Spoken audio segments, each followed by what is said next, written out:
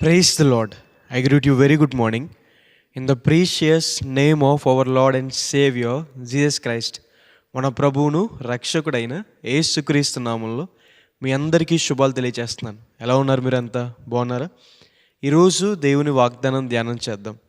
మీ దుఃఖ దినములు సమాప్తమగును. హల్లెలూయా.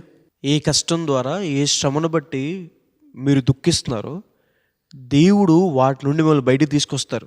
మీ దుఃఖాన్ని తీసివేసి సంతోషాన్ని, సమాధానాన్ని అనుగ్రహిస్తారు. మీ అవమానాన్ని తీసివేసి ఘనతను అనుగ్రహిస్తారు.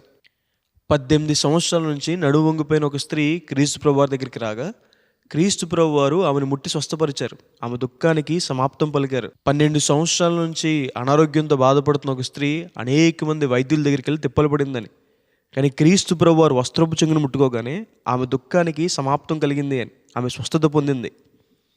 38 సంవత్సరాల నుండి బెతెస్దా కోనేటి దగ్గర పక్షవాయుతో పడిన వ్యక్తిని క్రీస్తు ప్రభు వారు స్వస్థపరచగా అతని దుఃఖానికి సమాప్తం కలిగింది. అబ్రహాము గారికి ఉన్న ఒకే ఒక్క దుఃఖం సంతానం లేకపోవడం. దేవుడు అబ్రహాము గారికి ఇస్సాకు అనే కుమారుడిని అనుగ్రహించి అతని దుఃఖానికి సమాప్తం పలికారు. హన్నా గారి జీవితంలో కూడా సంతానం కోసం ఆమె దేవునిలో ప్రార్థన చేసినప్పుడు దేవుడు ఆమెకి సమూయేలు అనే కుమారుని అనుగ్రహించారు. ఆమె దుఃఖానికి సమాప్తం పలికారు. ఎలీషా గారి దగ్గర పనిచేసే శిష్యుడు చనిపోయినప్పుడు ఆ కుటుంబం అప్పుల పాలైపోయింది. శిష్యుని భార్య దగ్గర ఉన్న కొంచెం నూనెని దేవుడు ఆశీర్వదించగా ఆ కొంచెం నూనెను ఎన్ని పాత్రల్లో పోసినా ప్రతి పాత్ర నిండిపోతుంది. ఆ నూనెను అమ్మి ఆమె అప్పులు తీర్చుకుంది. తర్వాత జీవనాన్ని కూడా కొనసాగించింది. ఇశ్రాయేలు ప్రజలు ఐగుప్తులో కష్టపడుతుంటే దేవుడు తన బాహుబలం చేత వారిని బయటికి తీసుకొచ్చి వారి దుఃఖానికి సమాప్తం పలికారు.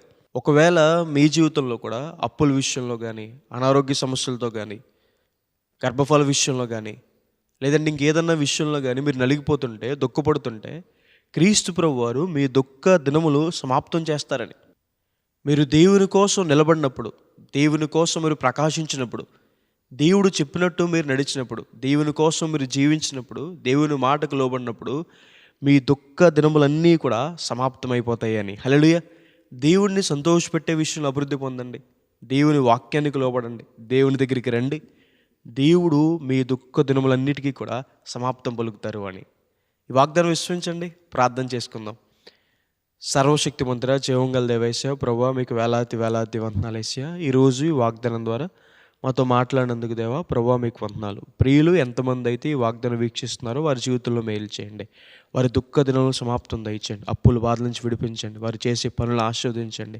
జీతాల విషయంలో సహాయం చేయండి ప్రభువా. అలాగే తండ్రి ప్రభువా, ఈ అనారోగ్యం నుంచి ముట్టండి, స్వస్థపరచండి. బంధకాల నుంచి విడుదల దయచేయండి. గర్భఫలం లేని వారి గర్భఫలం దయచేయండి. గొప్ప కార్యాలు చేయమని దేవా సహాయం చేయండి. మేలుతో తృప్తిపరచమని యేసు నామమున వేడుకుంటున్నాను తండ్రి. ఆమేన్. God bless you. God bless India.